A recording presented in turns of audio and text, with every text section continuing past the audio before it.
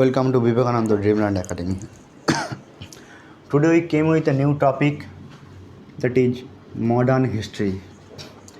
এই modern history পিরিয়ডটা কত থেকে কত পর্যন্ত ছিল? 1707 থেকে তার পরবর্তী সময়কালটা হলো modern history. Today will discuss about modern history, a chapter of modern history.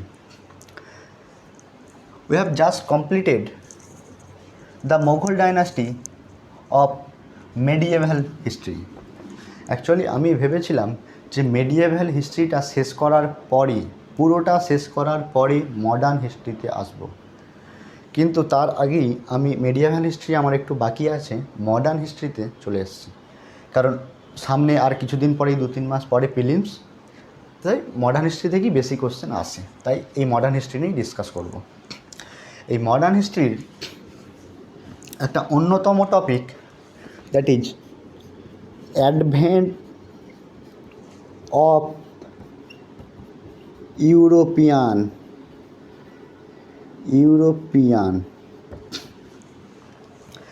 Actually দেখো, এই advent of European is the pre modern history.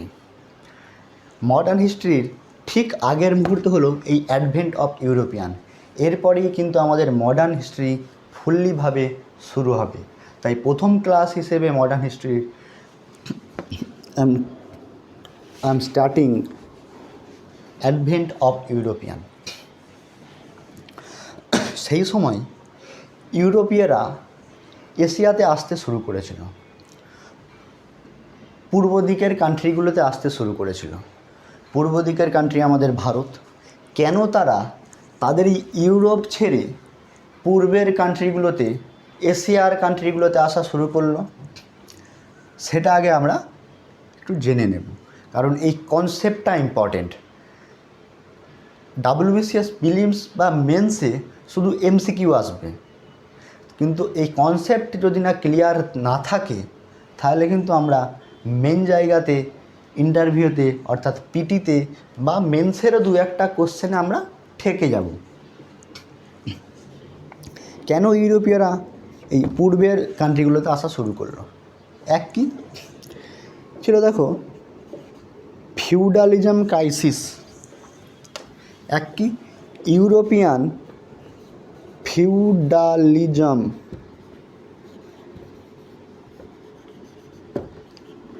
Crisis. এই ফিউডালিজম ক্রাইসিসটা কি? ফিউডালিজম কথাটার বাংলা অর্থ হলো সামন্ততন্ত্র বা সামন্ত প্রথা। এই সময় ইউরোপে যেসব সামন্তগুলো ছিল, সেই সামন্তগুলো ইউরোপের যে এগ্রিকালচারাল ল্যান্ড, সেগুলো সব দ্বারা লিজে নিত কিংয়ের থেকে, অর্থাৎ সামন্তদের হায়ার অথরিটি, তাদের থেকে সামন্তরা এইসব ল্যান্ডগুলো নিত। সামন্তদের হায়ার অথরিটি কারা তখন? কিং। এই ল্যান্ডগুলো নিয়ে সামন্তরা দিত সাধারণ মানুষদের মধ্যে, সাধারণ চাষিদের মধ্যে। তার ফলে এই সাধারণ চাষিদের লাভের পরিমাণ কমে যেত, অ্যাজ এই সামন্তরা অ্যাক্টিং অ্যাজ এ মিডলম্যান। সেই জন্য তখন সেই সব বণিকরা একটা নতুন দেশের সন্ধান করতে লাগলো, যেখানে তারা ইন্ডিপেন্ডেন্টভাবে, ফ্রিভাবে তাদের জীবিকা নির্বাহ করতে পারবে, যেখান থেকে তারা মানি আর্ন করতে পারবে। সেই ধারণা থেকে তাদের মধ্যে এলো পূর্বের দেশগুলো, অর্থাৎ এশিয়ার দেশগুলো। তাহলে একে হলো ফিউডালিজম ক্রাইসিস। 2 কি আছে? The most important renaissance. Renaissance অর্থাৎ নবজাগরণ। রেনেসাঁস কথার অর্থ নবজাগরণ। এই রেনেসাঁসটা আমি আর ডিসকাস করব না, কারণ এটা তোমরা 7 বা 8 জেনে গেছো। তাই রেনেসাঁস ডিসকাস করে আমি আর সময়টা নষ্ট করব না, আমার ক্লাসটাকে বাড়াবো না। 3 কি ছিল দেখো, মার্চেন্ট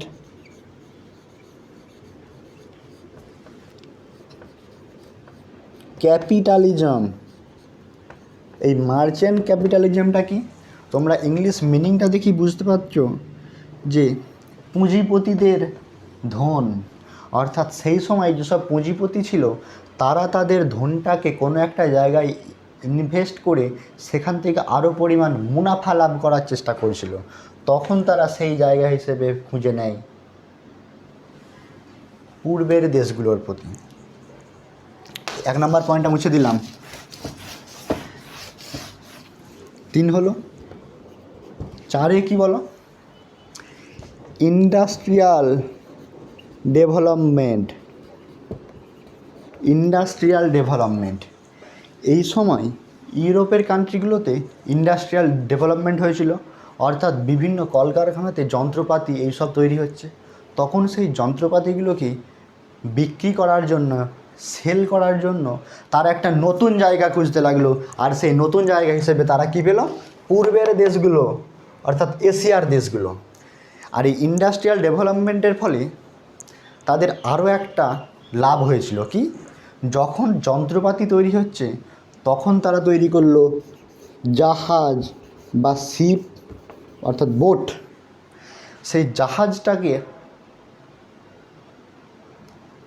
হাতিয়ার করে, জাহাজটাকে চাকা হিসেবে ব্যবহার করে তারা তখন নতুন ল্যান্ড খুঁজতে সাহায্য পেল। 4 হলো ইন্ডাস্ট্রিয়াল ডেভেলপমেন্ট। 5 কি? সে সময় বিভিন্ন বড় বড় কোম্পানি ছিল ইউরোপে, তার মধ্যে একটা কি? Joint stock company and chartered accountant. আমি শর্টে লিখলাম, এত বড় নাম লিখতে আমার অনেক সময় লেগে যাবে।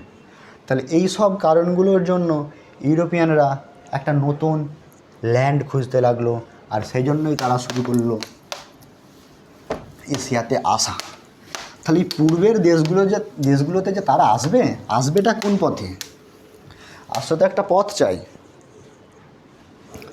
এক হতে পারে, দেখো, রোড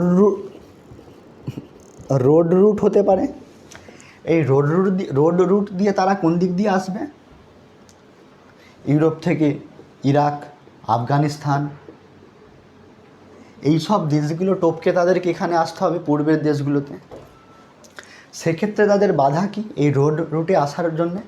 তাদের ভারতে আসার আগে, যে দেখো আমরা জিওগ্রাফিতে পড়েছি, ভারতের উত্তর দিকে সেই সময় বিভিন্ন গিরিপথগুলো আছে, বোলান গিরিপথ, খাইবার পাস গিরিপথ।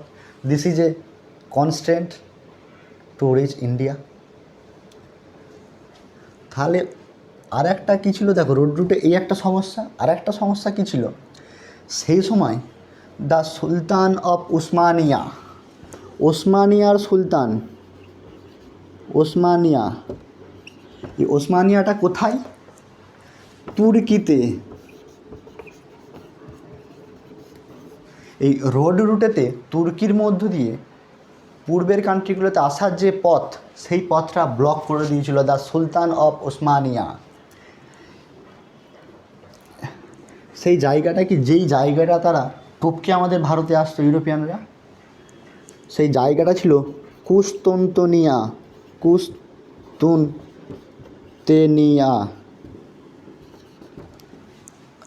অর্থাৎ বর্তমানে এই কুস্তান্তানিয়ারই বর্তমান নাম হলো ইস্তানবুল।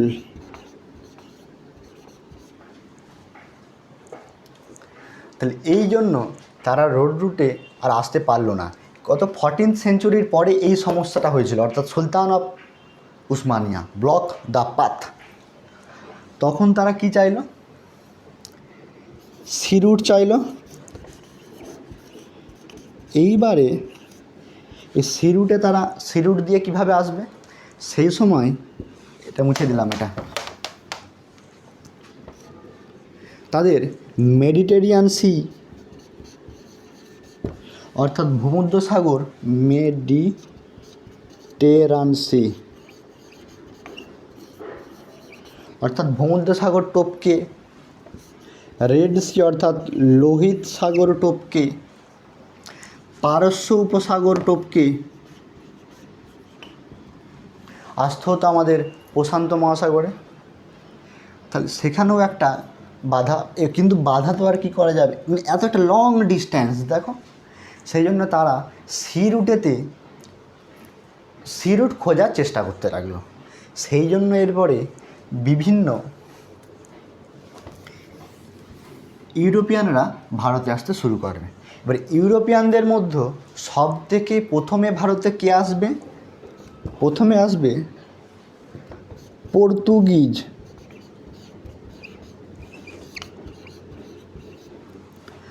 তারপরে কে আসবে? ডাচ, তারপরে কে আসবে?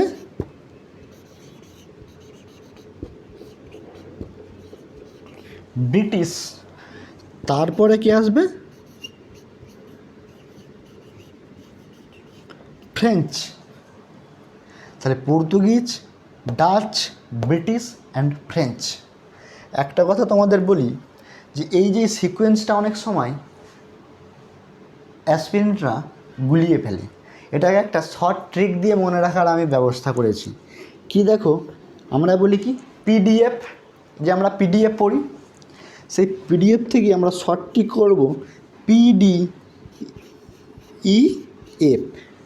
এই দেখো, পি থেকে পর্তুগিজ, ডি থেকে ডাচ, ই থেকে ইংরেজ, অর্থাৎ ইংরেজদেরই তো আমরা বলি ব্রিটিশ, ইংরেজ, তারপরে হলো ফ্রেঞ্চ। তাহলে এই ট্রিক দিয়ে তোমরা এইগুলো মনে রাখবে। তাহলে আমরা আজকে পর্তুগিজদের আগমন নিয়ে ডিসকাস করব। এবারে পর্তুগিজরা এই ভারতে আসার জন্য যে সি রুটটা আবিষ্কার করেছিল, সেই সি রুট আবিষ্কারের হিস্ট্রিটা নিয়ে আমরা জানব। এই পর্তুগিজ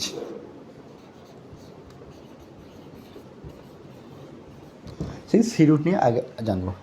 তার আগে একটা কথা আমি বলে দিই, এই পয়েন্টটা শুরু করার আগে, দেখো আমার নতুন চ্যানেলে লাইক নেই, তোমরা ভিউয়ার দেখছি ভিউ করছো বাট লাইক দিচ্ছ না। তোমরা যদি একটা লাইক দাও, হয়তো আমার এনার্জিটা আরও বেড়ে যাবে, আমি আরও এনার্জি দিয়ে তোমাদের পড়াতে পারবো। তোমরা আমার আগের ক্লাসগুলো করার সময় নিশ্চয়ই দেখেছো যে আমি কতটা পরিমাণ হার্ড ওয়ার্ক করি, কতটা পরিমাণ স্টাডি করে একটা ক্লাস নিই। প্রত্যেকটা ক্লাস নেওয়ার আগে আমি কতটা করে পরিশ্রম করি, সেটা যদি তোমরা দেখতে, ভাবতেই পারবে না যে এতটা করে একজন মানুষ পরিশ্রম করতে পারে। তাই সেই পরিশ্রমকে তোমরা আরও ইনক্রিজ করার জন্য একটা লাইক দিতে পারো, সাবস্ক্রাইব করতে পারো, যাতে আমি পরের ভিডিওগুলো আপলোড করলেই তোমাদের কাছে নোটিফিকেশান চলে আসে, এবং সাবস্ক্রাইব করতে পারো বন্ধুদের মধ্যে।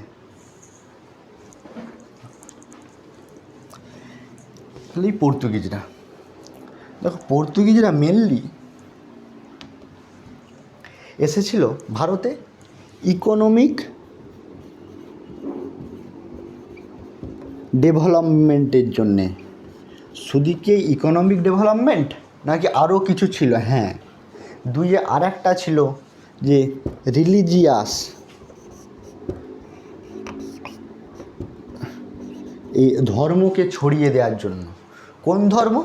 স্পেশালি খ্রিশ্চান ধর্ম, অর্থাৎ খ্রিস্ট ধর্ম।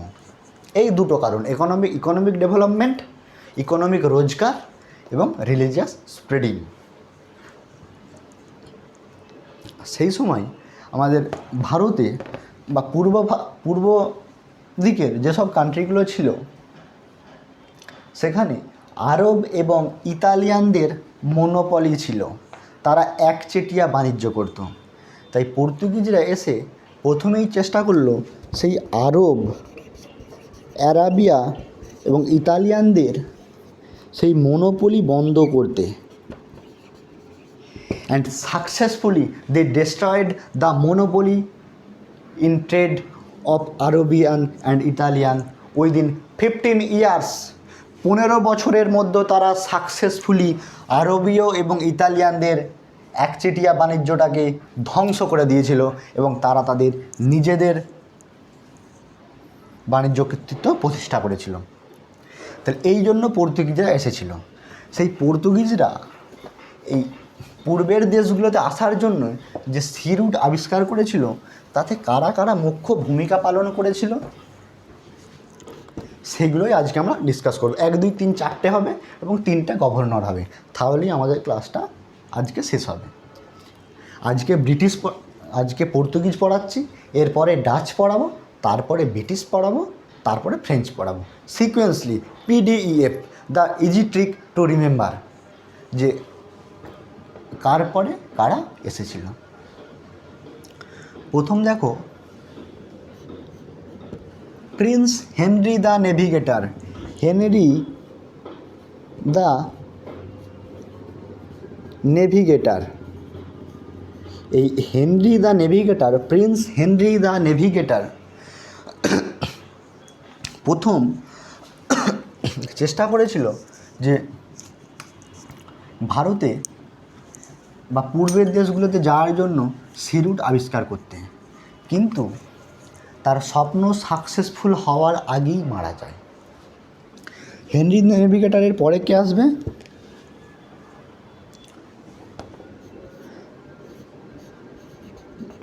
বার্থোলোমেউ ডিয়াস।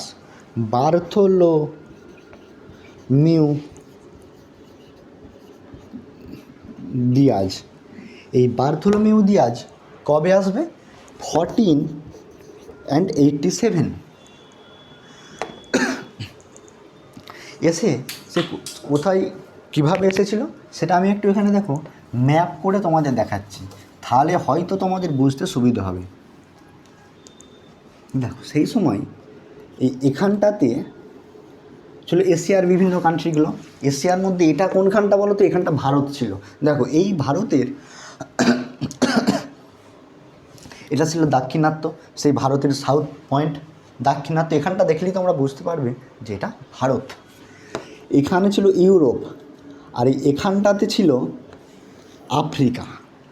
আমার ছবিটা একদমই হয়নি, কিন্তু I am sorry for that, তোমরা বুঝতে পারলেই হলো। এই বার্থোলোমেউ দিয়াজ 1487 তার জার্নি করেছিল।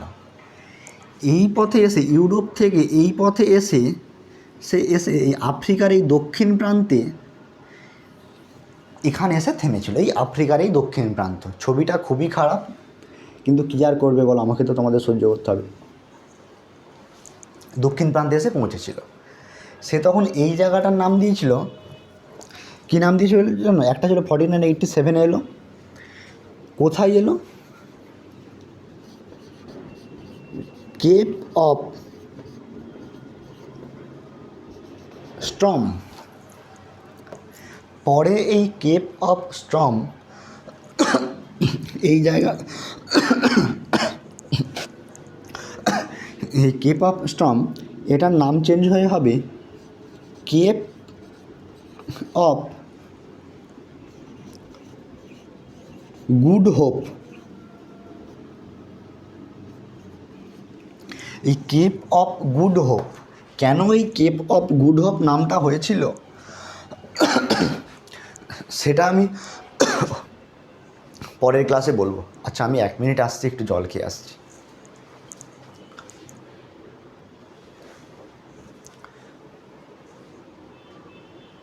দেখো এই Cape of Good Hope Bartholomew Dias এসেছিল 1487। লেখাগুলো তোমাদের তরফ থেকে অবজেকশান এসেছে যে লেখাগুলো বোঝা যাচ্ছে না। কি করব বলো, আমার তো আর স্টুডিও নেই। এভাবেই তোমরা, আমি তো মুখে বলে বলে লিখছি, তোমরা আমি মুখে বলে বলে লেখার সময়তে তোমরাও একটু খাতায় লিখে ফেলো, এবং আমি খুব শীঘ্রই চেষ্টা করব একটা স্টুডিওর অ্যারেঞ্জমেন্ট করার। তাহলে তোমাদের আর সেই যে প্রবলেমটা, অবজেকশানটা যে বোর্ডের লেখা বোঝা যাচ্ছে না, সেই অবজেকশানটা আর থাকবে না। যাকগে, আমাদের টপিকে এসো। বার্থোলোমেউ দিয়াজ এলো, 3 কে আসবে Columbus, the well known name to all of us. 1492 journey শুরু করেছিল, কিন্তু আনফর্চুনেটলি এশিয়া যাবার পরিবর্তে, পূর্বে যাবার পরিবর্তে সে তার ডিরেকশান চেঞ্জ করেছিল, পথ ভুল করে চলে গিয়েছিল America.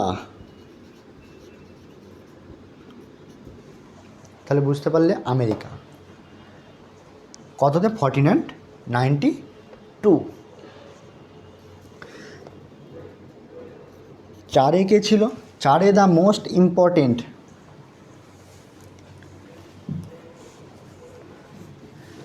Vasco da gamma. Vasco da gamma, এই ভাস্কো দা গামা কত সালে এসেছিল এবং কিভাবে কোথায় থেকে শুরু করে কোথায় পৌঁছেছিল? দেখো 1498 জার্নি শুরু করেছিল। কোথার থেকে? হি ওয়াজ এ স্প্যানিশ ছিল। মাদ্রিদ থেকে জার্নি স্টার্ট করেছিল। মাদ্রিদ কোথায়? স্প্যানিশ।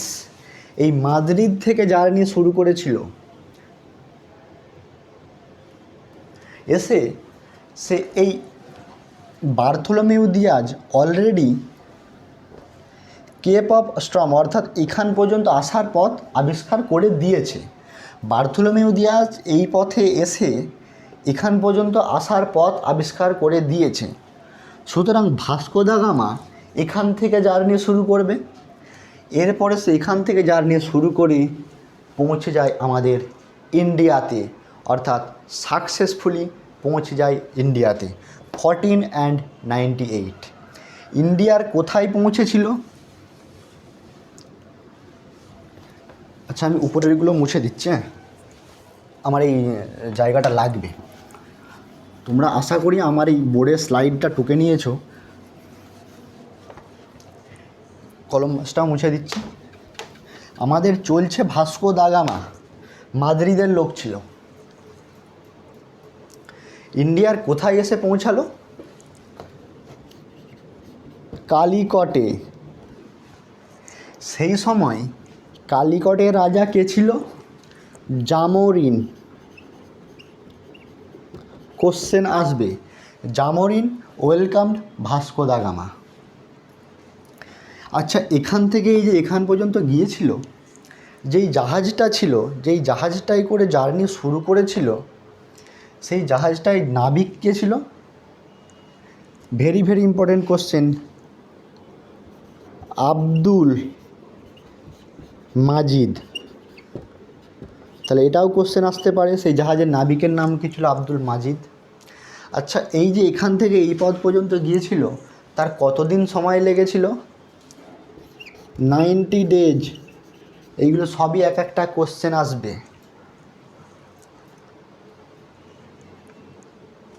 আচ্ছা, সেই জাহাজটার নাম কি ছিল যেই জাহাজটাই করে সে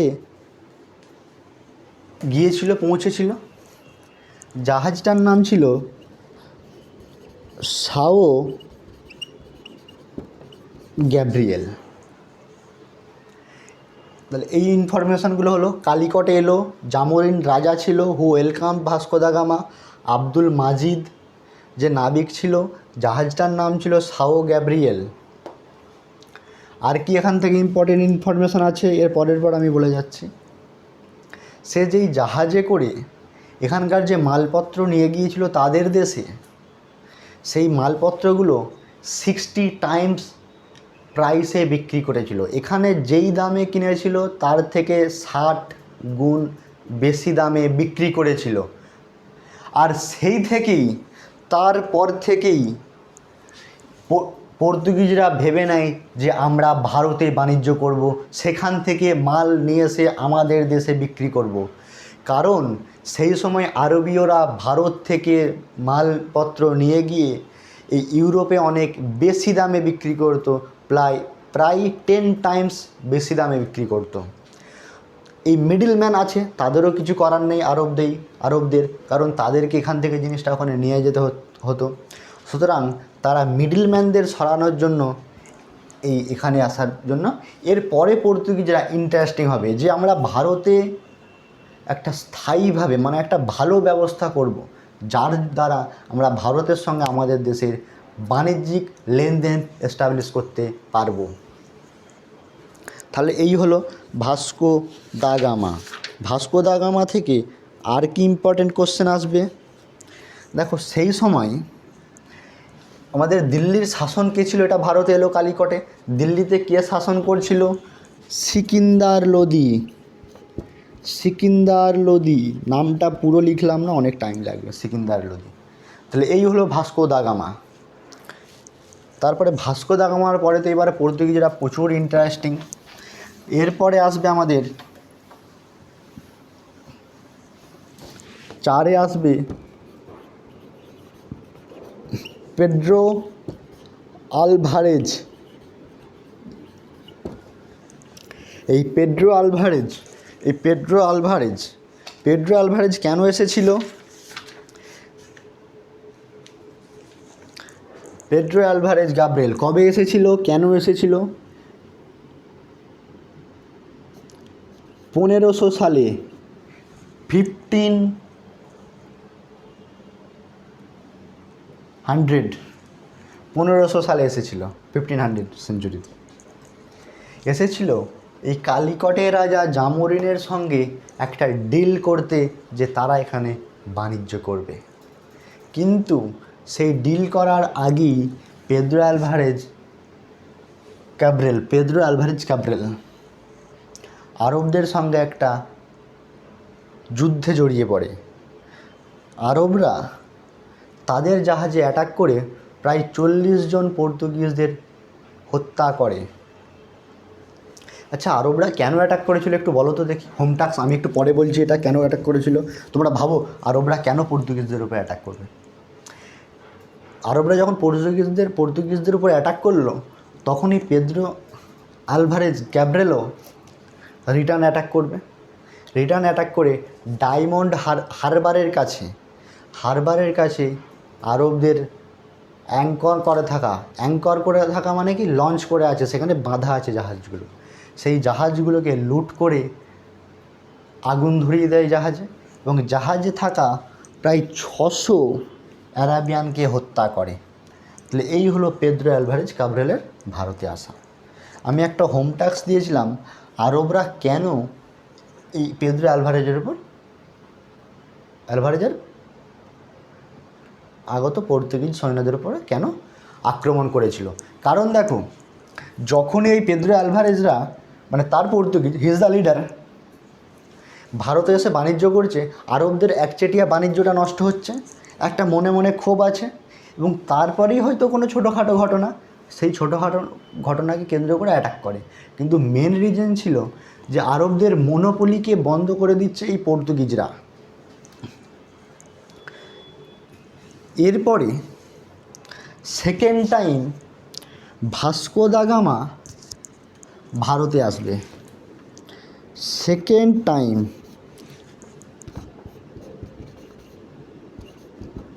ভাস্কো দা গামা, আমি শর্টে লিখলাম, ভাস্কো দা গামা ভারতে আসবে। কবে আসবে? 1502 সালে। আমি আগের এই স্লাইডটা মুছে দিচ্ছি, আচ্ছা মোছার আগে। 1502 সালে ভারতে আসে। আসার পরে 1503 সালে কোচিনে একটা বাণিজ্যিক কেন্দ্র স্থাপন করে। 1503। তারপরে কি 1503 এটা কি বন্ধ করে দেবে? তারপরে 1515 নাগাদ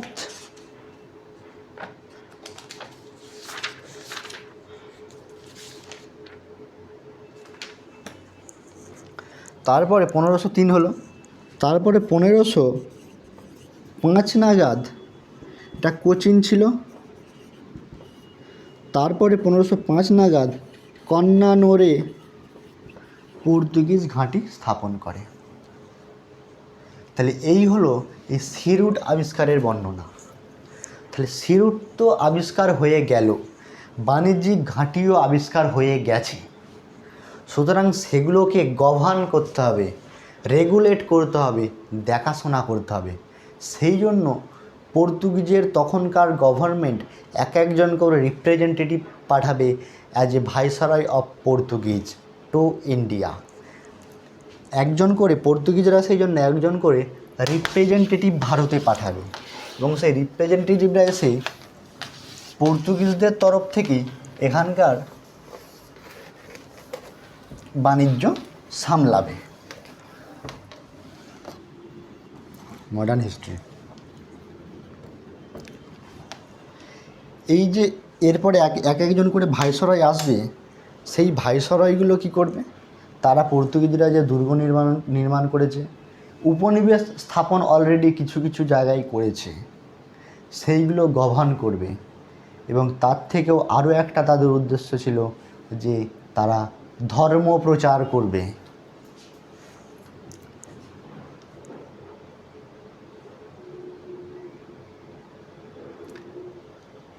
তাহলে এই জন্যে প্রথম ভাইসরয় কে আসবে,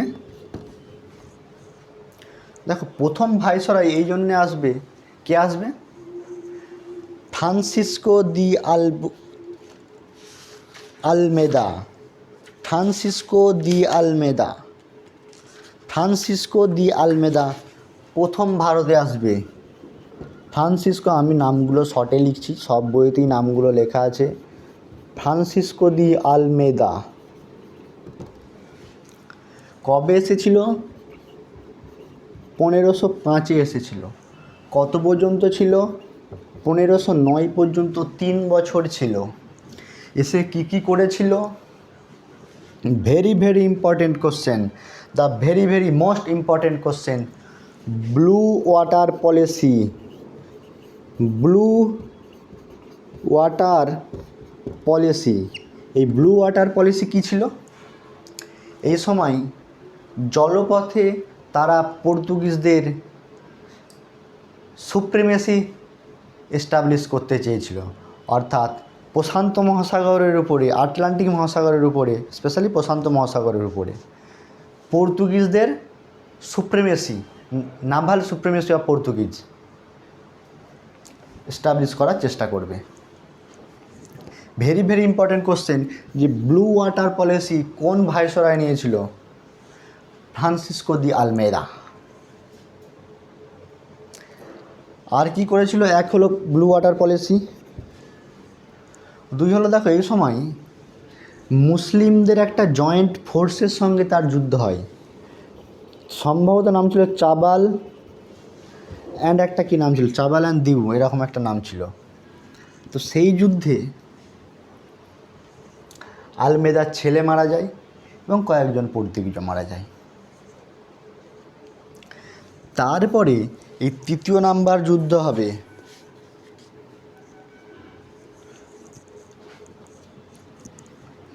ব্যাটেল অফ দিউ, ডিইউই, ব্যাটেল অফ দিউ। এই ব্যাটেল অফ দিউয়ে কিন্তু আলমেদা ওই যে জয়েন্ট বাহিনী ছিল, অর্থাৎ একজন ছিল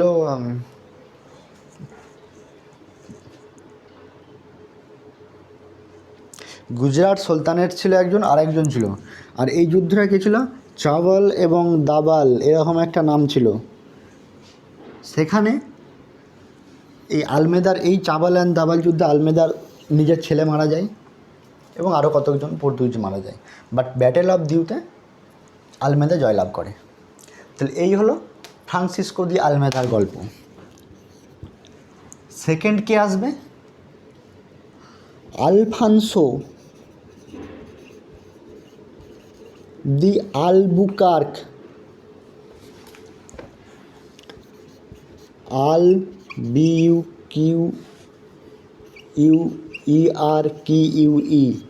Albuquerque. Alfonso the Albuquerque is the real founder of Portuguese in India. প্রকৃত প্রতিষ্ঠাতা ছিল পর্তুগিজদের তরফ থেকে ইন্ডিয়াতে তাদের কর্তৃত্ব প্রতিষ্ঠা করার প্রকৃত প্রতিষ্ঠাতা, the real founder of Portuguese, second viceroy. এ এসে কী করেছিল, আলফানসো দা আলবুকার্ক এসে প্রথমেই তার হেডকোয়ার্টারটাকে কোচিনে করেছিল, কোচিনে তার হেডকোয়ার্টার এস্টাবলিশ করেছিল। আচ্ছা কবে এসেছিল, 1509 থেকে নিয়ারলি 1515 পর্যন্ত ছিল। কোচিনে হেডকোয়ার্টার এস্টাবলিশ করলো, দিউ এবং গোয়া দখল করে। আর কি, সতীদাহ প্রথা অ্যাবলিশ করতে চেষ্টা করেছিল, আর প্রোপাগেট করতে চেয়েছিল ক্রিশ্চিয়ান ধর্ম। তাহলে আলফানসো দি আলবুকার্ক 1509 থেকে 1515 আর যে কোশ্চেনগুলো বললাম, কোচিনে হেডকোয়ার্টার এস্টাবলিশ করেছিল, সতীদাহ প্রথা বন্ধ করতে চেয়েছিল, প্রোপাগেট করতে চেয়েছিল খ্রিস্টান ধর্ম। সেকেন্ড হয়ে গেল। থার্ডে কে আসবে? নিনো দি কানু। এই নিনো দি কানু এসে কী করেছিল? এই আলবুকার্ক কোচিনে যেটা হেডকোয়ার্টার এস্টাবলিশ করেছিল সেটা কোচিন থেকে চেঞ্জ করে গোয়াতে নিয়ে গিয়েছিল, কোচিন থেকে গোয়াতে শিফট করেছিল। তাহলে এই হলো তিনজন ভাইসরয়। ফ্রান্সিসকো দি আলমেদা 1505 থেকে 1509 প্রডিউস ব্লু ওয়াটার পলিসি। জাবাল অ্যান্ড ধাবলের যুদ্ধে পরাজিত হয়েছিল। তারপরে ব্যাটেল অফ দিউতে যে মুসলিম বাহিনী তাদেরকে এই যুদ্ধে পরাজিত করেছিল, তাদেরকে ব্যাটেল অফ দিউতে তিনি পরাজিত করেছিলেন। সেকেন্ড কি? আলফেন্সো দি আলবুকার্ক 1509 থেকে 1515। তারপরে এলো নিনু দা কানু।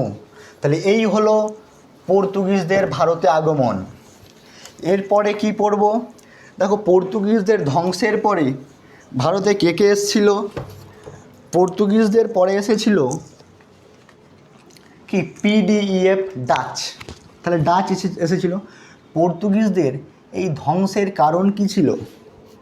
এক নম্বর ছিল, দেখো, এই নিনু দা কানুর পরবর্তী যেসব ভাইসরয়রা ইন্ডিয়াতে এসেছিল তারা ছিল অকর্মণ্য এবং অযোগ্য। 2 নম্বর পয়েন্ট কি? 2 নম্বর পয়েন্ট হলো, এই সময় পর্তুগালের যে গভর্নর সে কিন্তু এই সব ভাইসরয়দের বেতন নিয়ে কোনো মাথা ঘামায়নি, স্যালারি নিয়ে কোনো চিন্তিত ছিল না। সেই জন্য তারা এই ভাইসরয়রা এসে বেশি পরিমাণ অর্থ কামানোর জন্য দুর্নীতিতে যুক্ত হয়েছিল দুর্নীতিতে যুক্ত হয়েছিল। তো এই জন্য পর্তুগিজদের পরাজয় হয়েছিল, মানে পর্তুগিজদের ভারতে আগমনটাকে অনেকটা ডেস্ট্রয় হয়ে গিয়েছিল।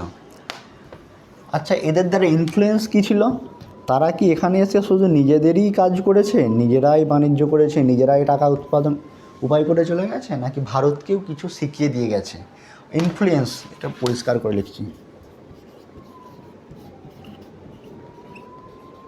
ইনফ্লুয়েন্স কী ছিল? দেখো, ভারতে পটেটো চাষ শিখিয়েছিল ভারতদের। শুধু কি পটাটো মানে আমরা যে আলু খাই, আর একটা আছে সুইট পটাটো, মিষ্টি আলু। এই মিষ্টি আলুকে দেখবে অনেক সময় গ্রামের দিকে খাম আলুও বলে। আলুগুলো মিষ্টি, এমনি পুড়িয়ে খাওয়া যায়। আর কি? চিলি, অরেঞ্জ, আর কি? টোবাকো, আর কি? পাইনাপেল,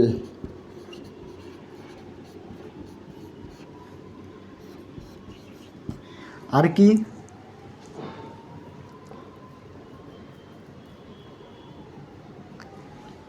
লিচি। এই সবগুলো ছিল পর্তুগিজদের ইনফ্লুয়েন্স। এই সব চাষের পদ্ধতি ভারতীয়দের শিখিয়েছিল। আর একটা যেটা important, the most important, they started press printing. তারা শুরু করেছিল। তাহলে একে ছিল এই সব চাষের শিখিয়ে দিয়ে গিয়েছিল ভারতীয়দের, আর দুয়ে ছিল press printing. The most important press printing. কালিটা ভালো করে বোর্ডে বোঝা যাচ্ছে না। Press printing. তাহলে এই হলো পর্তুগিজরা। আজকে আমাদের পর্তুগিজদের আগমনটা কমপ্লিট হলো। এরপরে আমরা ডাচ নিয়ে আলোচনা করব। আমি এই ক্লাসটাকে একবার প্রথম থেকে আরেকবার বলে দিচ্ছি, দেখো, খুব শর্টে বলে দিচ্ছি। ইউরোপীয়রা কেন ভারতে আসতে শুরু করলো, কারণগুলো কী ছিল? ইউরোপিয়ান ফিউডালিজম ক্রাইসিস ডিসকাস করেছি, রেনেসাঁস, মার্চেন্ট ক্যাপিটালিজম, এবং বড় বড় কলকারখানায় তৈরি জিনিসপত্র বিক্রির জন্য বাজার দরকার। এই 4টে কারণে তারা একটা নতুন ল্যান্ড খুঁজতে শুরু করলো। তখন তারা পেল আমাদের এইদিকে পূর্বের কান্ট্রিগুলো এবং ভারতও পেল। এইবার এই ভারতে যে বাণিজ্য করতে আসতে লাগলো, তারা কোন পথে আসবে? রোড দিয়ে আসবে নাকি সি দিয়ে আসবে? রোড দিয়ে আসার ক্ষেত্রে তাদের দুটো সমস্যা ছিল, বোলান গিরিপথ এবং খাইবার গিরিপথ। সেখান দিয়ে তাদের আসা খুব সংকটজনক। তাও তারা ওই পথটায়, রোড পথটাই তাদের পক্ষে ছিল, কিছু ছিল না, মানে ওই পথটাই তারা তখন ইউজ করতো। কিন্তু সেই রোড পথটাও ব্লক করে দিল দ্য সুলতান অফ ওসমানিয়া, বর্তমানের ইস্তাম্বুল। তখন তারা প্রয়োজন অনুভব করলো আমাদের সি পথ ফাইন্ড করতে হবে। সেই সি পথ ফাইন্ড করতে গিয়ে পর্তুগিজের 1 জন 2 জন 3 জন 4 জন এসেছিল। সেই 4 জনের মধ্যে প্রথমে কে ছিল? প্রথমে ছিল Prince Henry the navigator. Start করেছিল জার্নি, কিন্তু শেষ করার আগেই মারা গিয়েছিল। তারপরে আসবে বার্থোলোমিউ দিয়াজ 1487, এসে আফ্রিকার দক্ষিণ প্রান্ত অর্থাৎ storm of cape of storm, সেখান পর্যন্ত এসেছিল। তারপরে কে যাত্রা করবে? কলম্বাসও কিন্তু যাত্রা শুরু করবে 1492-তে, কিন্তু এশিয়া পৌঁছানোর পরিবর্তে পৌঁছে যাবে আমেরিকা। তারপরে কে আসবে? 1498-এ আসবে ভাস্কো দা গামা। এই বার্থোলোমিউ দিয়াজ যেই কেপ অফ স্ট্রমটাকে আবিষ্কার করে গেছে, সেখান থেকে যাত্রা শুরু করে সে আমাদের এশিয়ার ভারতে পৌঁছে যাবে। ভারতের কোথায় আসবে? ভারতে আসবে কালিকট বন্দরে। সেই সময় কালিকট বন্দরের রাজা কে ছিল? জামোরিন। কতদিন লেগেছিল কালিকট বন্দরে পৌঁছাতে? এই কেপ অফ স্ট্রম থেকে জার্নি শুরু করে 90 দিন লেগেছিল। সেই জাহাজটাই, যেই জাহাজে করে Vasco da Gama cape of storm থেকে কালিকট বন্দরে গিয়েছিল, সেই জাহাজের নাবিক কে ছিল? আব্দুল মাজিদ। জাহাজটার নাম কি ছিল? Sao Gabriel. এখান থেকে সে প্রায় যা জিনিসপত্র নিয়ে গিয়েছিল সেইগুলো 60 টাইমস দামে বিক্রি করেছিল। এরপরে পর্তুগিজরা ভাবে যে আমরা ভারতে একটা বেশ গুছিয়ে একটা বাণিজ্য করব। সেই গুছিয়ে বাণিজ্য করার জন্য তারা ঘাঁটি স্থাপন করতে হবে, দুর্গ স্থাপন করতে হবে। সেই জন্য তখন কে এলো? তখন এলো আলভারেজ আর ক্যাব্রেল। ওই ক্যাব্রেল এসে আরবদের সঙ্গে একটা দ্বন্দ্বে জড়িয়ে পড়ে। দ্বন্দ্বটা আমি বলেছি, আর বলবো না। তারপরে আবার পুনরায় এলো ভাস্কো দা গামা 1502 সালে। 1502 সালে ভাস্কো দা গামা আসার পরে 1503 এবং 1505 সালে কোচিন এবং কান্নাড়ে দুটো ঘাঁটি স্থাপন করে, দুটি বাণিজ্য কেন্দ্র স্থাপন করে। তাহলে এইভাবেই তারা আবিষ্কার করলো পথটা এবং এখানে বাণিজ্য ঘাঁটিও স্থাপন করে দিল। এরপরে যেই বাণিজ্য ঘাঁটিগুলো তৈরি করলো, সেই বাণিজ্য ঘাঁটিগুলোকে তো দেখভাল করতে হবে, দেখাশোনা করতে হবে। সেই জন্য এক একটা করে গভর্নর পাঠাতে শুরু করলো তারা। সেই গভর্নরগুলো একের পর এক কে ছিল? ফ্রান্সিসকো দি আলমেদা এলো। ফ্রান্সিসকো দি আলমেদা কবে এলো? 1505 সালে। 3 বছরের জন্য ছিল, 1509 পর্যন্ত। সেখানে সে তার কি, এখান থেকে কোশ্চেন কি পড়বে?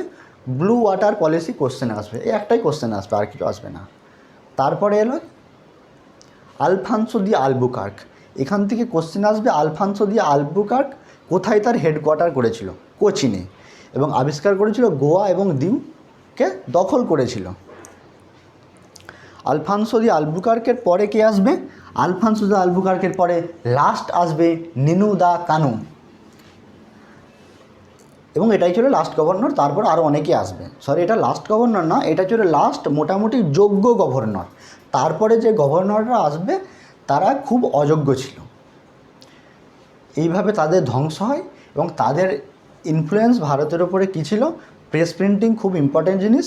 এখান থেকে potato, sweet potato, chilli, orange, tobacco, pineapple, lychee, গোলমরিচ, ব্ল্যাক পেপার,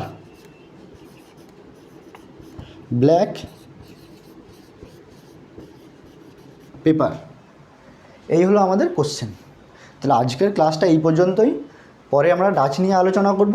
ক্লাসটা যদি ভালো লাগে একটা লাইক করতে পারো, শেয়ার করতে পারো বন্ধুদের মধ্যে, যাতে তারা এই ক্লাসের ফ্যাসিলিটিটা সবাই মিলে পায়, এবং সাবস্ক্রাইব করে রাখতে পারো যাতে আমি নতুন নতুন ভিডিও আপলোড করলেই তোমরা সেই ভিডিও নোটিফিকেশানগুলো পেয়ে যাও, এবং সাবস্ক্রাইব করার সাথে সাথে বেল আইকনটা বাজিয়ে রাখতে পারো। ওকে, আজকের ক্লাসটা এই পর্যন্তই। Good bye. সবাই ভালো থেকো। এই লকডাউন সিরিজ চলছে আমাদের।